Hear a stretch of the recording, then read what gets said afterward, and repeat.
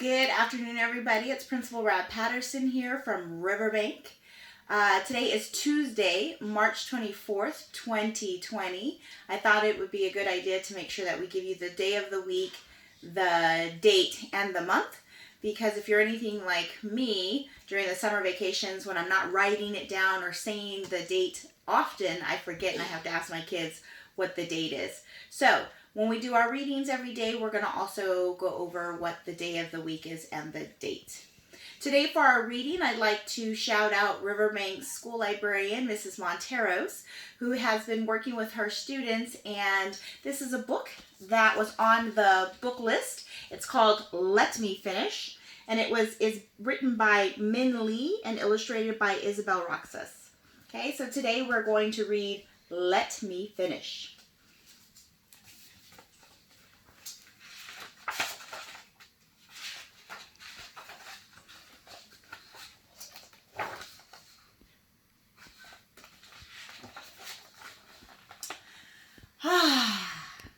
Nothing like a quiet spot and a new book. Oh, I love that book. Me too. Can you believe her best friend turns out to be a robot? And that her hat was actually a time machine? Hey, I was just getting started and you've already ruined the ending. Next time, please let me finish.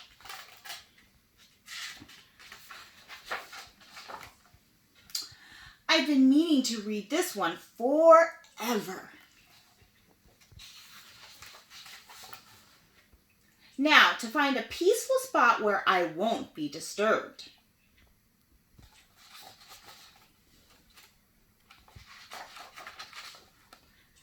Have you gone to the part where the puppy runs away?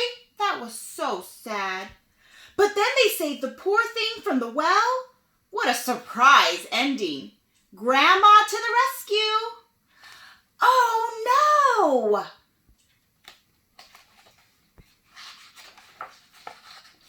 no! Not again. What have we here? Yes, I've been waiting all year for this book. No one better spoil this one for me. Here we go.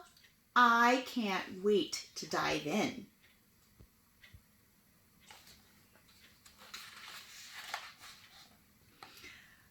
Oh, I'm in the middle of that book too. That's my favorite part. Don't you love it when he reaches the top of the mountain? No, not this time. This time I'm making it to the end. Just let me finish.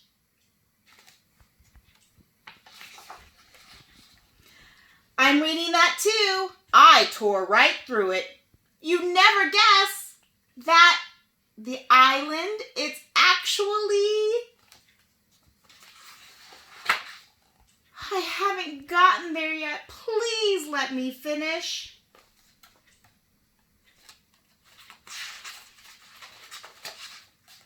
Great choice. What a page turner. Watch out for the dinosaur, Itha.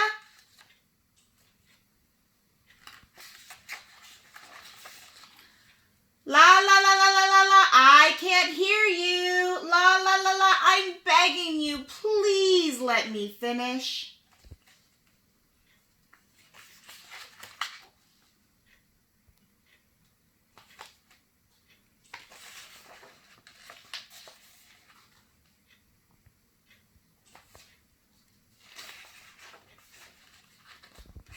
Finally, all alone.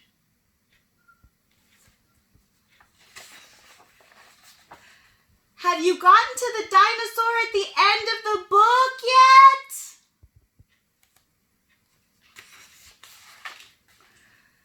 I think I just did.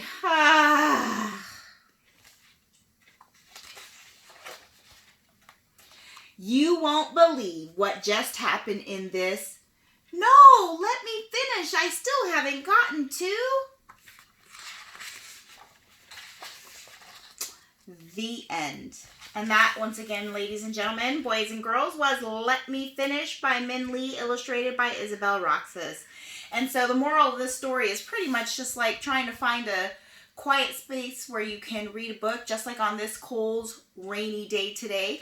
Just curling up with a good book, maybe a blanket and some hot cocoa, and hopefully none of your little siblings or your pets are interrupting, or maybe a sibling comes in and says, I've already read that, and they jump to the end of it. So hopefully you get to find a quiet space and you get to read that book from the beginning to the ending.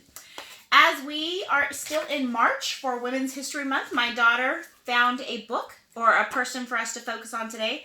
Today we're going to focus on Miss Grace Hopper. She is a Navy Admiral, a computer scientist in the United States of America. She was born in 1906 and passed away in 1922. Grace always wanted to know how things worked. When she was 7, she dismantled her alarm clock just to figure out what was going on inside. Once she did, she easily put the clock back together. In college, Grace studied math and physics and later became a math professor. She had a knack for explaining complicated concepts. When the United States entered World War II, Grace wanted to help. The U.S. Navy rejected her several times, once for being too small and once for being too old.